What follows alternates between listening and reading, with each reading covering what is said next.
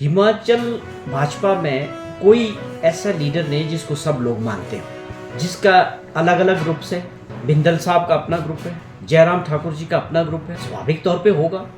अनुराग ठाकुर जी अपने आप में नेता हैं, उनके अपने लोग हैं। उसी तरह से एक बड़ा ग्रुप जो कांग्रेस से ज्वाइन किए हैं भाजपा के अंदर, वो सब बड़े स्टॉलवर्ड्स हैं, जितने भी लोग हैं उनका अपना ग्रुप है। इन सब परिस्थितियों में एक बात साफ दिखती है और ये शरेआम अब पब्लिक में भी इसका एहसास होने लगा है कि भाजपा के अंदर कोई किसी को नहीं मान रहा। हिमाचल प्रदेश भाजपा में कोई एक वर्चस्व नहीं, किसी एक लीडर का नहीं, सब ग्रुप से। और उसमें एक होड़ लगी है कि आगे जाने की, आगे दिखने की, और आने वाले समय के लिए इन सभी लोगों में एक दौड़ लगी हुई है कि कौन भविष्य में भाजपा का हिमाचल प्रदेश का नेता हो। सरकार कभी भी गिर सकती है, लगातार इसका प्रयास किया जा रहा है। किस तरह देखते हैं इस तरह की बयानबाजियाँ? अगर इसके पीछे आप ये जानना चाहें कि इस प्रकार की स्टेटमेंट्स भाजपा के लीडरशिप से क्यों आ रही, ये अपने आप में बहुत समझने वाला विषय है कि कौन से ऐसे कारण हैं कि जो विपक्ष में भाजपा हिमाचल प्रदेश में उसकी जो लीडरशिप है उनके बीच जिस तरह का वर्चस्व की जंग चली है, स्वाभाविक है। हम सब देख रहे हैं, हिमाचल भाजपा में कोई ऐसा लीडर नहीं जिसको सब लोग मानते हो, जिसका अलग अलग ग्रुप से बिंदल साहब का अपना ग्रुप है, जयराम ठाकुर जी का अपना ग्रुप है, स्वाभाविक तौर पे होगा। अनुराग ठाकुर जी अपने आप में नेता हैं, उनके अपने लोग हैं। उसी तरह से एक बड़ा ग्रुप जो कांग्रेस से ज्वाइन किए हैं भाजपा के अंदर, वो सब बड़े स्टॉलवर्ड्स हैं, जितने भी लोग हैं उनका अपना ग्रुप है।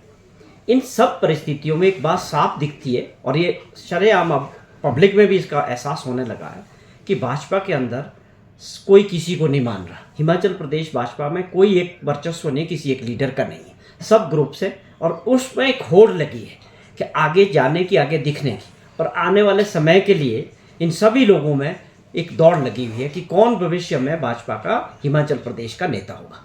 और उस वजह से ये बार बार सरकार के खिलाफ गलत बयानबाजियां करना या ये इस तरह की बात करना कि जो लोगों द्वारा लोकतंत्र में चुनी हुई सरकार, हिमाचल प्रदेश के मतदाताओं ने चुनी, उसको कमज़ोर करने की बात करना, या जैसा आपने जिक्र किया कि मेंबर ऑफ पार्लियामेंट ये बोलते हैं कि सरकार गिर जाएगी। तो देखिए समय कितना बदला है, आपका लोकतंत्र के प्रति कितना सम्मान है। आप छाती तान के बोलते हैं कि हम लोगों द्वारा चुनी हुई सरकार को गिराने की साजिश कर रहे हैं। ये कोई बड़ा काम है? लोकतांत्रिक काम है ये। आप किस तरह से इसको आप अपनी बड़ापन दिखा रहे हैं। दूसरी बात जो सबसे इम्पॉर्टेंट है, हिमाचल प्रदेश से जो मेंबर ऑफ पार्लियामेंट से एमपी से, वो सारे भाजपा के हैं। आप लोकसभा की बात करें या राज्यसभा की बात करें, तो आप लोगों की जिम्मेवारी प्रदेश के लिए क्या है? केवल मात्र चुनी हुई सरकार को गिराने के लिए साजिश करना, मीडिया के जरिए भ्रमित प्रचार करना सरकार के खिलाफ और माननीय मुख्यमंत्री जी के खिलाफ, यही एजेंडा है हिमाचल प्रदेश के भाजपा का और उनके मेंबर ऑफ पार्लियामेंट्स का। आप लोगों की विपक्ष में होने के बावजूद भी प्रदेश के लोगों ने आपको भी चुना है, आपकी भी जिम्मेवारी उनके प्रति बनती है और आपका जवाबदेही भी है। आपको बताना पड़ेगा कि आप लोग जब सेशन होता है दिल्ली में पार्लियामेंट के अंदर, कौन सी बातें प्रदेश हित में है वहाँ उठाते हैं, कौन से मुद्दे उठाते हैं, कौन से स्पेशल पैकेज के लिए इन लोगों ने काम किया।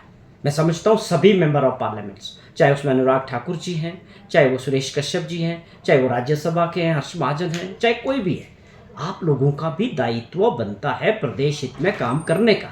आप पूरी रिपोर्ट कार्ड अपनी हमें नहीं देना चाहते, प्रदेश के लोगों को मीडिया के जरिए बताएं।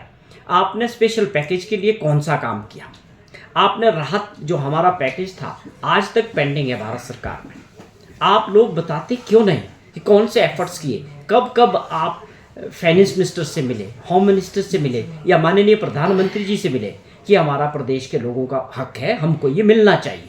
ये मुद्दे बड़े हैं प्रदेश के विकास के, और उसमें आप दिखने नहीं, कहीं दिख नहीं रहे। आप केवल साजिश में दिखते हैं, सरकार कमज़ोर करने में दिखते हैं। और इन सब बातों से क्या होता है कि हमारा जो राज्य है वो कमज़ोर होता है। और होता क्या है कि चुनाव के बाद हमको मिलजुल के प्रदेश के विकास के लिए, लोगों के लिए योजना बनानी होती है। उसमें पूरी तरह से मैं आप लोगों के माध्यम से पूछना चाहता हूँ मेंबर ऑफ पार्लियामेंट से कि अपना पूरा हिसाब किताब जब से आप लोग चुने ज़रूर रखें जनता की अदालत में कि आप लोग क्या काम कर रहे हैं प्रदेश के लिए।